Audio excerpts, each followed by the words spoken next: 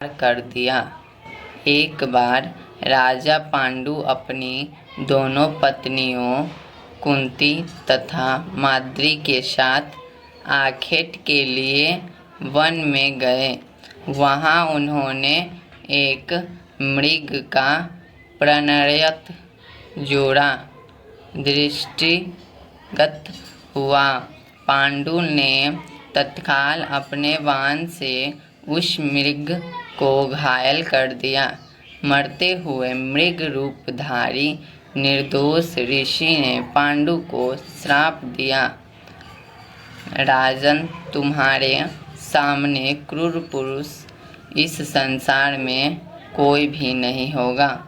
तूने मुझे प्राणः के समय बाण मारा है, अतः जब कभी भी तू प्रणयरत होगा तेरी मृत्यु हो जाएगी। इस श्राप से पांडु अत्यंत दुखी हुए और अपनी रानियों से बोले, हे देवियों, अब मैं अपनी समस्त वासनाओं का त्याग करके इस वन में ही रहूँगा। तुम लोग हस्तिनापुर लौट जाओ। उनके वचनों को सुनकर दोनों रानियों ने दुख होकर कहा, नाथ, हम आपके बिना एक क्षण भी जीवित नहीं रह सकती। आप हमें भी वन में अपने साथ रखने की कृपा लीजिए। पांडु ने उनके अनुरोध को स्वीकार करके उन्हें वन में अपने साथ रहने की अनुमति दे दी।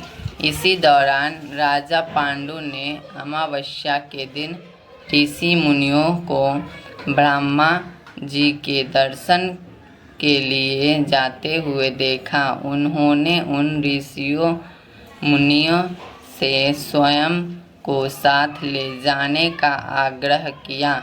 उनके इस आग्रह पर ऋषि मुनियों ने कहा, राजन, कोई भी निसंतान पुरुष ब्रह्मलोक जाने का अधिकारी नहीं हो सकता, अतः हम आपको अपने साथ ले जाने में असमर्थ हैं।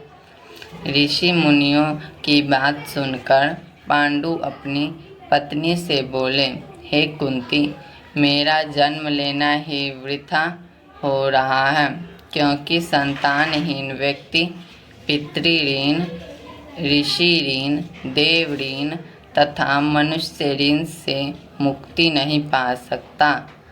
क्या तुम पुत्र प्राप्ति के लिए मेरी सहायता कर सकती हो?